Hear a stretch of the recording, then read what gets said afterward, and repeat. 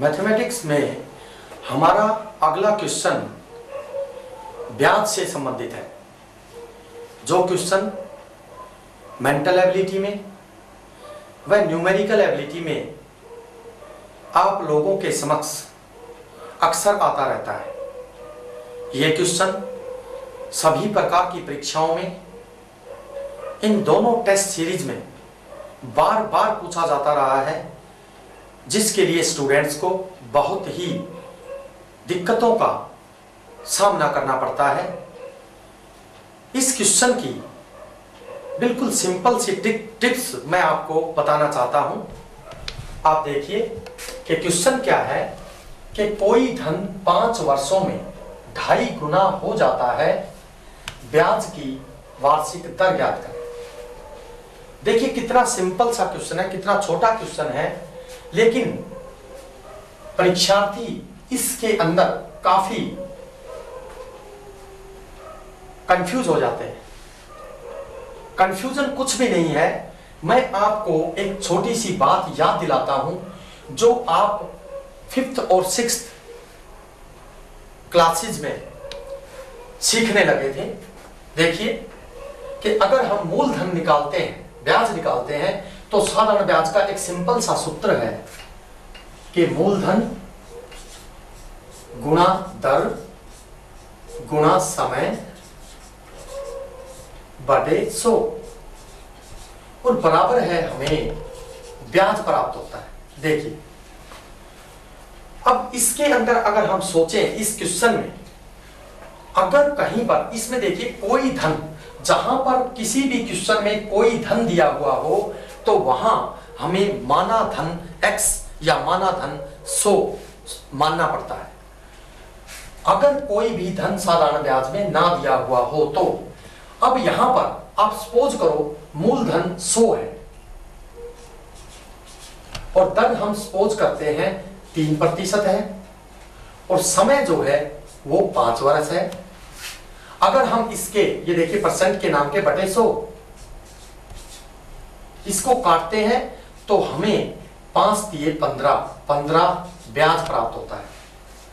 तो आप इस बात को अच्छी तरह समझ गए होंगे कि देखिए साधारण ब्याज में जिस क्वेश्चन में माना धन 100 होता है, मूलधन जहां 100 होता है वहां दर गुणा समय बराबर है ब्याज होता है। लेकिन यहां पर एक बड़ी ही सोचने वाली बात है कि हम ब्याज में मिश्र धन को रख देते हैं, यानी ब्याज प्लस मूलधन दोनों को शामिल करके रख देते हैं, जिसके कारण हमारा क्वेश्चन गलत हो जाता है। अब सपोज कीजिए कि अगर मैं कहता हूं कि धन 16 गुना हो जाता है, अगर मैं कहता हूं धन दुगना हो जाता है, तो आप देखिए जब हम मूलधन निकालते हैं तो यहां केवल ब्याज आता है, न कि यहां 115। यहां पर मूलधन हम अपने 5 से मिलाते हैं और प्लस 15 करते हैं, फिर कहते हैं कि 115 मिश्र धन हुआ जिसमें 100 हमारा मूलधन है और 15 जो है वो ब्याज के रुपए हैं। तो आप इस बात को बार बार क्यों भूल जाते हैं कि यहां पर केवल ब्याज 15 रुपए है।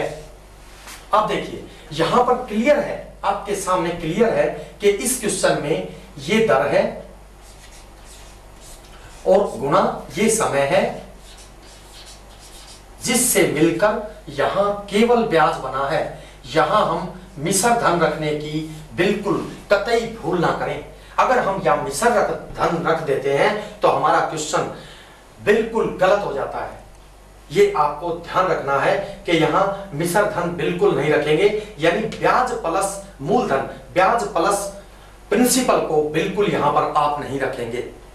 अब इस क्वेश्चन को अगर हम करना चाहते हैं तो देखिए कोई धन 5 वर्षों में, देखिए 5 वर्षों में, तो देखिए मैं समय के नीचे 5 लिख देता हूं, ध्यान से देखिएगा, समय के नीचे मैंने 5 रख दिया। 2.5 गुना हो जाता है, ब्याज की दर ज्ञात कीजिए। देखिए जो चीज पूछी हुई है दर, मैंने परसेंट को वट कर दिया और गुना कर दिया। अब देखिए कितने गुना हो जाता है, 2.5 गुना। 2.5 गुना का मतलब क्या होता है दोस्तों, आप इस बात को अच्छी तरह से समझ लें कि 2.5 गुना का मतलब क्या होता है। देखिए अगर मैं 100 रुपए आपसे उधार लेता हूं और मैं 2.5 गुना यानी 250 आपको वापिस करता हूं, तो 100 रुपए तो इसमें आपके हैं ही, मूलधन है आपका, लेकिन मैंने तो आपको 150 रुपए फालतू दिया है, जिसको मिलाकर वो 2.5 गुना हो गया।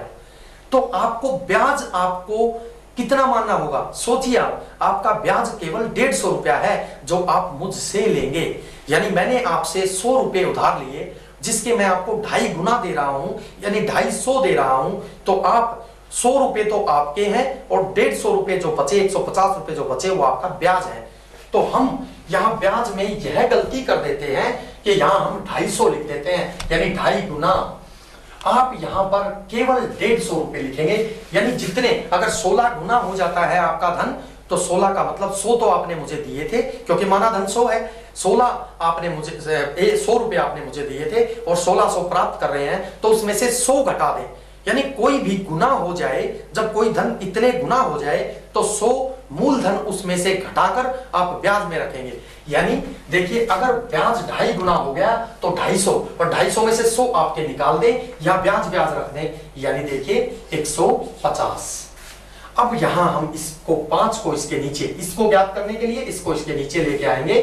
5 या 15, तो ये देखिए 30 आया, जो 30 क्या है? 30% दर। ये देखिए 30% आपको दर प्राप्त हो जाएगी। आपको